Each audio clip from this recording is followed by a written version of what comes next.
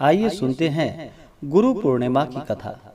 आप सभी भक्तों को गुरु पूर्णिमा की ढेर सारी शुभकामनाएं। हिंदू धर्म में हर दिन का, हर पक्ष का अपना विशेष महत्व माना गया है। उसी प्रकार से आषाढ़ पूर्णिमा तिथि का अपना विशेष महत्व माना गया है।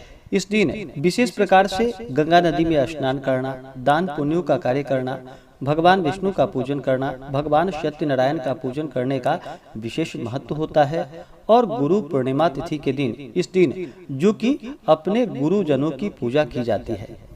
हिंदू धर्म में गुरु पूर्णिमा का विशेष महत्व माना गया है। शास्त्र के अनुसार इसी दिन महर्षि वेद व्यास जी का जन्म हुआ था। कई जगहों पर इसे आषाढ़ी पूर्णिमा भी कहते हैं। हिंदू धर्म में गुरुओं को देवता से भी ऊंचा स्थान दिया गया है, इसलिए यह दिन भारतीयों के लिए बहुत ही खास होता है। गुरु पूर्णिमा के दिन लोग महर्षि वेद व्यास जी की पूजा करते हैं, अपने गुरुजनों का भी आशीर्वाद लेते हैं। ऐसा कहा जाता है कि इस दिन गुरुओं की पूजा करने से उनकी विशेष कृपा प्राप्त होती है और जिस पर गुरु प्रसन्न होते हैं उस पे प्रभु भी प्रसन्न होते हैं। इसलिए इस दिन जो कि अपने गुरुजनों का विशेष प्रकार से पूजन करना चाहिए और आपसे जो भी बड़े हों, माता पिता भाई बहन, उन्हें भी गुरु तुल्य मान करके आषाढ़ पूर्णिमा तिथि के दिन इनका पूजन करना चाहिए। तो आइए सुनते हैं गुरु पूर्णिमा से जुड़ी हुई कथा। कथा के अनुसार महर्षि वेद व्यास जी को भगवान विष्णु का अंश माना गया है। वेद व्यास जी की माता का नाम सत्यवती और पिता का नाम ऋषि पराशर था। महर्षि वेद व्यास जी को बचपन से ही अध्यात्म में बहुत रुचि थी। वैसे तो महर्षि वेद व्यास जी को जो कि जन्म से ही ज्ञानवान होने का आशीर्वाद प्राप्त था, लेकिन एक बार उन्होंने अपने माता पिता से प्रभु के दर्शन करने की इच्छा प्रकट की और वन में तपस्या करने की अनुमति मांगी।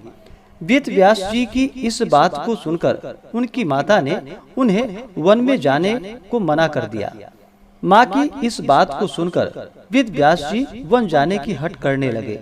वेद व्यास जी के हट करने की वजह से माता सत्यवती को उन्हें वन में जाने की आज्ञा देनी पड़ी। जब वेद व्यास जी वन की ओर जा रहे थे तब उनकी माता ने उनसे कहा कि हे पुत्र, जब तुम्हें अपने घर की याद आए तो तुम वापस आ जाना। माता के इस वचन को सुनकर वेद व्यास जी वन की ओर चल पड़े। वन में जाकर वेद व्यास जी कठोर तपस्या करने लगे और भगवान के आशीर्वाद से वेद व्यास जी को संस्कृत भाषा का ज्ञान हुआ। इसके बाद उन्होंने वेद, महाभारत, 18 महापुराणों एवं ब्रह्म सूत्र की रचना की। लोगों को वेदों का ज्ञान देने की वजह से ही आज भी इन्हें गुरु पूर्णिमा के दिन प्रथम गुरु के रूप में इनका पूजन किया जाता है, इन्हें याद किया जाता है। गुरु पूर्णिमा तिथि के दिन, इस दिन जो कि शुद्ध और सात्विकता का पालन करते हुए इस दिन रहना चाहिए, ब्रह्मचर्य का पालन करना चाहिए।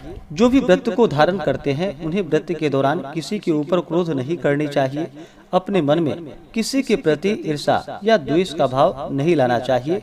पूर्णिमा तिथि के दिन जो कि चंद्रमा अपने पूर्ण रूप में होते हैं, चंद्रमा मन के कारक माने जाते हैं, इसलिए इस दिन तामसिक वस्तुओं का बिल्कुल भी प्रयोग नहीं करना चाहिए। जहां तक हो सके मंदिरों में, तीर्थ स्थानों में दीप आदि का दान करना चाहिए।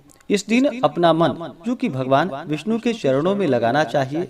भगवान शिव जी का पूजन अर्चन करना चाहिए। पूर्णिमा तिथि के दिन भगवान शिव के पूजन करने का विशेष महत्व होता है। पूर्णिमा तिथि के दिन जो कि व्रत भी धारण किया जाता है और उस व्रत में जो कि 32 पूर्णमासी का व्रत किया जाता है, उस व्रत में विशेष प्रकार से भगवान शिव की पूजा की जाती है, जिससे वैधव्य योग नहीं होता है और सौभाग्य अटल होता है। पूर्णिमा के व्रत को चंद्रोदय व्यापिनी, रात्रि व्यापिनी ली जाती है और गुरु पूर्णिमा व्रत जो कि इसे सूर्योदय व्यापिनी, उदया तिथि के अनुसार ली जाती है।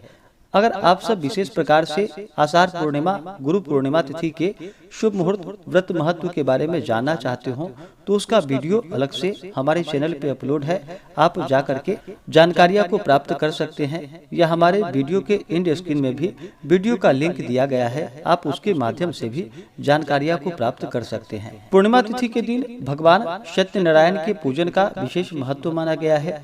वैसे तो भगवान सत्यनारायण का पूजन किसी भी दिन संध्या कालीन किया जा सकता है। विशेष प्रकार से शाम के समय में भगवान सत्यनारायण का पूजन करना चाहिए, कथा श्रवण करनी चाहिए, भगवान सत्यनारायण की आरती करनी चाहिए।